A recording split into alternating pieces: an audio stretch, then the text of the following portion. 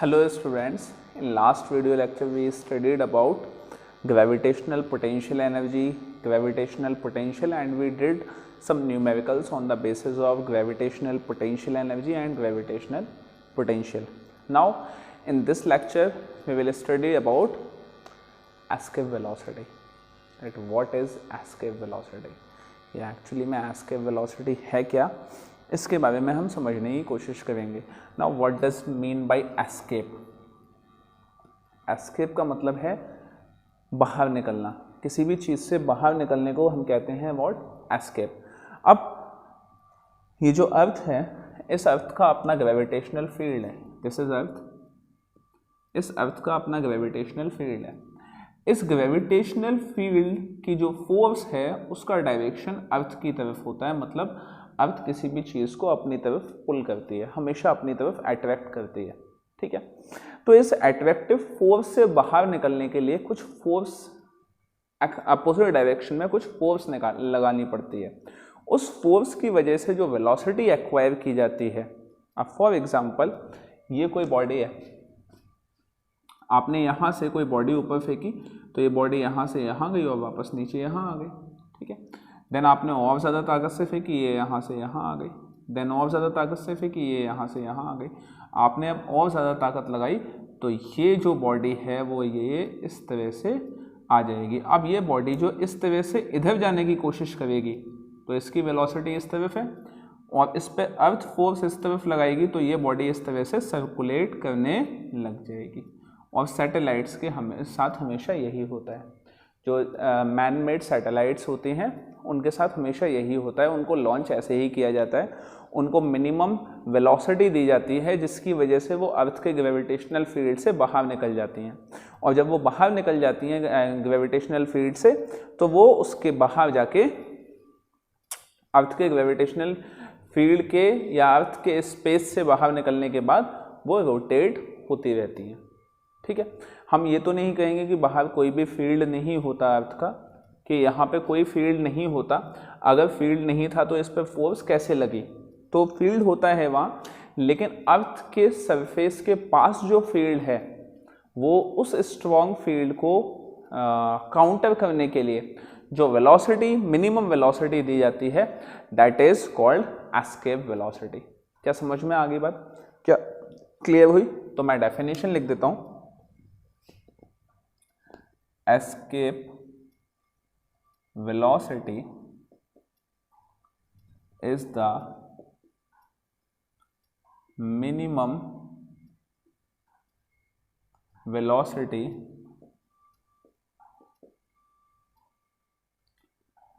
acquired by a body to escape Earth's gravitational field. Earth gravitational field को escape करने के लिए जो वेलोसिटी चाहिए that is called escape velocity. ठीक है. अब ये एस्केप वेलोसिटी कैलकुलेट कैसे की जाती है, उसकी वैल्यू कैसे आती है. देखिए, आपने कहा ये पॉइंट, पहली जो बॉडी आपने फेंकी थी उसको कुछ वेलोसिटी आपने दी तो वेलोसिटी के पास उसके पास काइनेटिक एनर्जी आई. ठीक है. That is half mv². तो काइनेटिक एनर्जी की वजह से वो यहाँ तक पहुँच पाई. ठीक है. वो कहाँ तक पहुँच पाई? जहाँ पे ये जो बॉडी पहुँची है, आपने law of conservation of mechanical energy पढ़ा है. ठीक है. किसी भी बॉडी की जो टोटल एनर्जी है वो हमेशा कांस्टेंट रहती है. तो अर्थ से जब आपने इसको स्टार्ट किया तो अर्थ पे इसकी काइनेटिक एनर्जी जब आपने इसको फेंका तो मैक्सिमम थी, लेकिन इसकी gravitational potential energy that is Gm1m2/r², sorry r, ये मैक्सिमम, ये मिनिमम थी. जैसे जैसे ये ऊपर पहुंचता गया इसकी काइनेटिक एनर्जी मिनिमम हो गई और ग्रेविटेशनल पोटेंशियल एनर्जी मैक्सिमम हो गई. क्या समझ में आ गई बात? और वहाँ जाके ये रुक जाता है और फिर ये नीचे आने लग जाता है. तो कोई पॉइंट ज़रूर ऐसा होगा जहाँ पे kinetic energy of the body will be equal to potential energy of gravitational field जो कोई पॉइंट ज़रूर ऐसा होगा जहाँ पे अर्थ का पोटेंशियल एनर्जी और बॉडी का काइनेटिक एनर्जी इक्वल होगा। उस पॉइंट के बाद अगर और ज़्यादा एनर्जी दे दी जाए तो वो बॉडी इस ग्रेविटेशनल फील्ड को एस्केप कर जाएगी। तो देखिए क्या होगी वो वैल्यू, देखिए kinetic energy of a body will be equal to potential energy of earth, that is half mv square is equal to g m is the mass of earth, m upon r, so m will cancel out with m, it will go there, so v square is equal to 2gm upon r, so v is equal to, अब देखिए capital G का तो ठीक है, एक minute root ले लेते हैं 2gm upon r, तो एक फॉर्मूला आपके पास ये आ गया। दूसरा फॉर्मूला हम निकाल लेते हैं कैपिटल G और स्मॉल g के रिलेशन से, so that is G is equal to gm upon R square, ये फॉर्मूला था आपके पास। G is equal to capital G m upon R square, ये फॉर्मूला हुआ करता था। अब देखिए, अब इसको रिप्लेस करना है इस वाले टर्म को, या मैं यहाँ पे ये लिख दूँ G M is equal to G R square, तो यहाँ मैंने रखा तो आपके पास वैल्यू क्या आ गई, V is equal to 2 G R square divided by R, R से ये cancel, so V is equal to 2 G R. This is the escape velocity of any body. क्या समझ में आ गई बात? नेक्स्ट लेक्चर में we will study about orbital velocity. Hello students, in last video lecture we studied about the escape velocity, and now in this lecture we will study about orbital velocity. When a body is when any body is orbiting in the gravitational field of earth, अगर वो gravitational field में वो circulate कर रही है तो उस condition में उसकी वेलोसिटी क्या होगी, उसकी ऑर्बिटल वेलोसिटी क्या होगी, आज वो हम कैलकुलेट करेंगे। तो देखते हैं फटाफट। देखिए, तो सबसे पहले तो हम ये जानने की कोशिश करते हैं कि किसी भी बॉडी के पास ऑर्बिटल वेलोसिटी आती क्यों है। तो देखिए किस वजह से आती है। ये फॉर एग्जांपल दिस इज सन, ये सन है, सन के पास कुछ मास है, हमने कहा this mass is m, and any body which is going in straight line, वो कोई भी बॉडी जो है वो इस डायरेक्शन में जा रही है, दैट मीन्स उस बॉडी पे जो फोर्स लग रहा है वो फोर्स का डायरेक्शन क्या है, वो फोर्स का डायरेक्शन ये है। ठीक है, अब ये जो बॉडी यहाँ से इस तरह से आई और ये सन के पास से ऐसे गई, तो जब ये बॉडी यहाँ पे है तो सन इस पे एक फोर्स लगाएगा इस डायरेक्शन में। तो इसका मतलब ये है कि जब ये बॉडी यहाँ थी, तब इस पे जो फोर्स लग रहा था, हमने कहा वो फोर्स नहीं था। अब नहीं था ऐसा नहीं हो सकता, लेकिन वो बहुत कम था, लेकिन यहाँ पे आके वो फोर्स मैक्सिमम हो गया। अब ये बॉडी, इस पे दो डायरेक्शन में फोर्स लग रही है, तो इसका मतलब है कि ये बॉडी अब स्ट्रेट लाइन में मूव नहीं कर पाएगी, बल्कि स्ट्रेट लाइन के अलावा इसका मोशन बदल जाएगा। वो कहाँ? इन दोनों फोर्स एक वेक्टर क्वांटिटी है, इन दोनों फोर्स का आप एडिशन करेंगे तो आपको रिजल्टेंट मिलेगा, वो मिलेगा कहाँ? यहाँ। This will be the resultant. इसका मतलब है कि ये बॉडी जो है अब इस तरह से रोटेट करने लग जाएगी, and it will be having orbital velocity. क्या समझ में आ गई बात? ठीक है, तो किसी भी बॉडी के पास जो ऑर्बिटल वेलोसिटी आई है वो किस वजह से आई है? This is the velocity acquired by any body to circulate about any other mass, किसी दूसरे मास के अराउंड सर्कुलेट करने के लिए या रिवॉल्व करने के लिए जो वेलोसिटी चाहिए, that is called orbital velocity. तो मैं फटाफट लिख देता हूं, it is the minimum velocity acquired by any body to revolve around a bigger body। सीधी सी बात है कि हमेशा एक लाइट वेट बॉडी एक बिगर बॉडी के अराउंड ही मूव करेगी। फॉर एग्जाम्पल अगर मून का एग्जाम्पल ले लिया जाए तो moon is having light is a light weight body is as compare to earth. तो जो मून है वो अर्थ के अराउंड रिवॉल्व करता है, लेकिन अर्थ सन के अराउंड रिवॉल्व करती है। सन से भी हैवी क्या कोई कुछ है? हाँ है, दैट इज ब्लैक होल। तो सन जो है वो पूरे सोलर सिस्टम के साथ कहाँ मूव करता है? उस ब्लैक होल के अराउंड रिवॉल्व करता है। तो हमेशा एक लाइट वेट बॉडी एक हैवी वेट बॉडी के अराउंड रिवॉल्व करती है। तो देखिए अब हम ये निकालेंगे कैसे? तो हम वहीं से निकालेंगे जहाँ से हमने ये स्टार्ट किया था। ये बॉडी रोटेट करने लगी, अब इसमें जो रोटेशन आया, सॉरी ये बॉडी रिवॉल्व करने लगी, इसमें जो रिवॉल्यूशन आया इसका मतलब इसके पास कौन सी फोर्स आ गई? This body is having centripetal force. किसी भी सर्कुलेट करती हुई चीज के पास हमेशा सेंट्रीपिटल फोर्स होती है। अब ये जो सेंट्रीपिटल फोर्स इसके पास आई है वो किस वजह से आई है? That is due to the gravitational force of sun. Sun के ग्रेविटेशनल फोर्स की वजह से इसके पास सेंट्रीपिटल फोर्स आई है। तो मैं ये लिख देता हूं, दैट इज, मैं यहां एक minute, body acquired centripetal force due to gravitational force of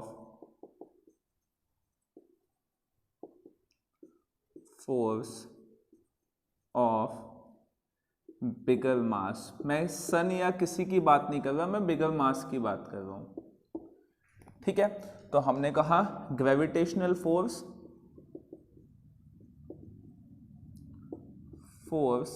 is equal to centripetal force. अब ग्रेविटेशनल फोर्स कितना हो गया? That is G capital M and the mass of the body is small M, capital M small M divided by R square. This is gravitational force. और centripetal force कितनी होगी? Centripetal force will be equal to M V square divided by R. So this will cancel out this, M will cancel out M, so V square and this is V O, orbital velocity square will be G M divided by R. ठीक है, एक तो ये relation आ गया, एक relation और आ गया। वो रिलेशन क्या है? हमने एक रिलेशन निकाला था कैपिटल जी और स्मॉल जी के बीच में, and that relation was capital small G is equal to G M divided by R square. तो अगर मैं जी एम की वैल्यू लूँ so it will be G R square. तो अगर मैं यहाँ पुट करूँ so V O square is equal to G R square upon G R, sorry divided by R. तो ये कैंसिल हो जाएगा। So V are having value V not is equal to root over G R. ठीक है, so this is the orbital velocity of a body. अगर हम यहाँ से एक रिलेशन निकालें एस्केप वेलोसिटी और ऑर्बिटल वेलोसिटी का, तो एस्केप वेलोसिटी जो हमें मिली थी, दैट एस्केप वेलोसिटी वाज, जो वी ई की वैल्यू में हमें मिली थी एस्केप वेलोसिटी। एस्केप वेलोसिटी जो हमें मिली थी दैट वाज 2gr, और ऑर्बिटल वेलोसिटी जो हमें मिली है दैट इज gr। अगर इन दोनों में रिलेशन निकाला जाए तो रिलेशन क्या निकलेगा? दोनों का एक मिनट के लिए स्क्वायर कर दीजिए। तो V E square is equal to 2gr and V O square is equal to gr। That means gr is equal to V O square. तो इसका मतलब V E square is equal to 2VO, और अगर square और इसका root लिया तो V is equal to root 2VO। This is the value of escape, this is the relation between orbital velocity and escape velocity. मैं लिख दूं क्या रिलेशन है ये? Relation between VE and VO। VE और VO के बीच का ये रिलेशन है, ठीक है। तो यहाँ पे escape velocity and orbital velocity complete होता है। इसके बाद जो टॉपिक स्टार्ट होता है दैट टॉपिक इज सैटेलाइट। आपके सिलेबस में काफ़ी कम रह गया है सैटेलाइट का पोर्शन, लेकिन कुछ तो है ही। Now what is satellite? Satellite होती क्या है? सैटेलाइट से पहले हम ये समझते हैं कि प्लैनेट्स क्या होते हैं। कोई भी बॉडी जो सन के अराउंड रिवॉल्व करती है that is called planets. Earth, mercury, Venus, Jupiter, ये सारे के सारे प्लैनेट्स हैं। लेकिन इन प्लैनेट्स के अराउंड जो बॉडीज मूव करती हैं दोज आर कॉल्ड सैटेलाइट्स, ठीक है। तो सैटेलाइट की डेफिनेशन क्या हो गई? बॉडीज रिवॉल्विंग अराउंड प्लैनेट्स, ठीक है। सैटेलाइट्स दो टाइप की होती हैं, टाइप्स ऑफ सैटेलाइट दो टाइप्स की होती हैं। First is natural. अब अर्थ का जो नेचुरल नेचुरल सैटेलाइट है दैट इज मून। अर्थ की जो नेचुरल सैटेलाइट है वो है मून। और दूसरी कौन सी है? Man made.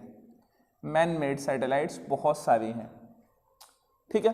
तो मैन मेड सैटेलाइट्स वो सैटेलाइट्स जो हम ह्यूमंस ने बनाई हैं अलग अलग टास्क के लिए।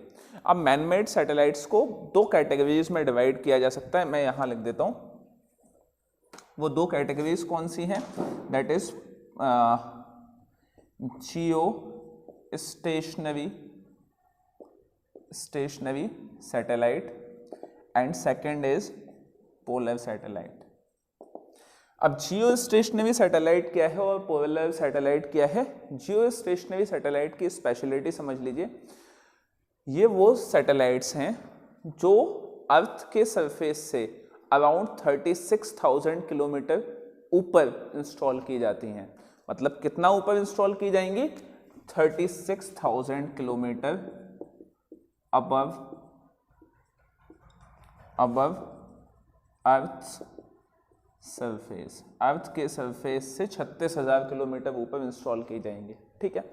इतना ऊपर इंस्टॉल करने के पीछे मकसद क्या है कि जब ये इतना ऊपर इंस्टॉल की जाती हैं तो बेसिकली ये अर्थ का, इनमें जो कैमरास लगे हुए होते हैं, इनमें जो सेंसर्स लगे हुए होते हैं इन सैटेलाइट्स में, उसकी वजह से ये अर्थ के 1/3 पार्ट को कवर कर लेती हैं।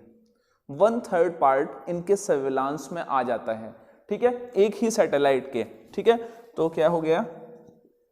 Covers 1/3 part of earth. एक और स्पेशलिटी जो इसका नाम है जियो मीन्स अर्थ, स्टेशनरी मतलब स्टेशनरी। स्टेशनरी का मतलब रेस्ट में। इसका मतलब ये है कि इन सैटेलाइट्स की स्पीड कुछ इस तरह से है कि जिस हिसाब से अर्थ रिवॉल्व करती है वैसे ये मूव करती हैं।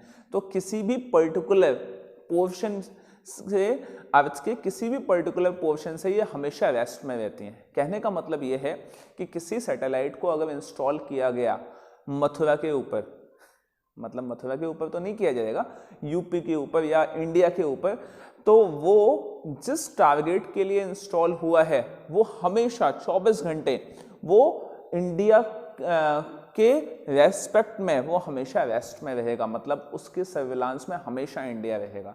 क्या समझ में आ गई बात? तो ये अर्थ के रेस्पेक्ट में हमेशा स्टेशनरी रहती हैं, ठीक है। Stationary with respect to earth. चलिए, उसके अलावा और क्या इसकी स्पेशलिटी? अब इसकी वर्किंग क्या क्या है इसकी? ये मिलिट्री पर्पसेस के लिए यूज होती हैं। दूसरा, ये सैटेलाइट्स वेदर फॉरकास्टिंग के लिए यूज होती हैं। तीसरा, जो ब्रॉडकास्टिंग होती है, अब अगर अमेरिका में मैच हो रहा है तो वो हम कैसे देख पाते हैं?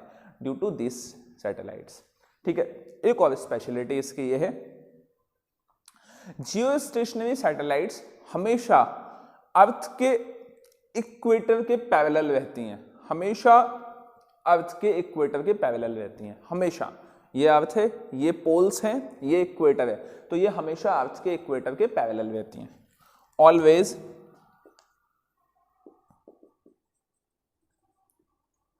Parallel to equator. ठीक है, अब बात करते हैं पोलर सैटेलाइट की। पोलर सैटेलाइट को ज़्यादा डिस्टेंस पे इंस्टॉल नहीं किया जाता, ये ज़्यादा से ज़्यादा 1000 to 1500 किलोमीटर्स ऊपर इंस्टॉल की जाती हैं,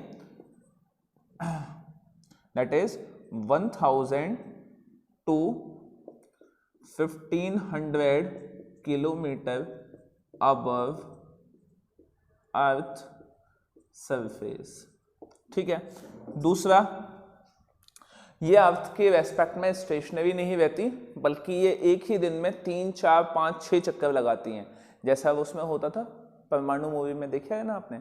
तो उसमें एक टाइम स्लॉट था, उस टाइम स्लॉट में वो जो सैटेलाइट थी, वो सैटेलाइट वो उतनी देर के बाद उस पर्टिकुलर पोर्शन के ऊपर से होके निकलती थी। तो वो जो थी दैट वाज पोलर सैटेलाइट्स। ठीक है, ठीक है। अच्छा, इसकी एक स्पेशलिटी क्या है, that it will always parallel to poles. Poles से होके ये हमेशा रोटेट करती रहती हैं, ये इक्वेटर से नहीं, पोल्स के पैरेलल होती हैं, parallel to poles, to poles. चलिए, किस किस काम में आता है, मिलिट्री सर्विलांस के, बॉर्डर सिक्योरिटीज के लिए काम में आती हैं, और मिनरल्स वगैरह के लिए इनमें सेंसर्स लगे होते हैं कि कहाँ पे कौन से मिनरल्स हैं, वहाँ पे उनको उनके फोटोज़ ये लेती रहती हैं, और अलग अलग काम में ये सैटेलाइट्स आती हैं। तो हमारा जो पोर्शन आज कंप्लीट हुआ that is escape velocity, orbital velocity, satellites. आपका ग्रेविटेशन चैप्टर कंप्लीट होता है यहाँ पे।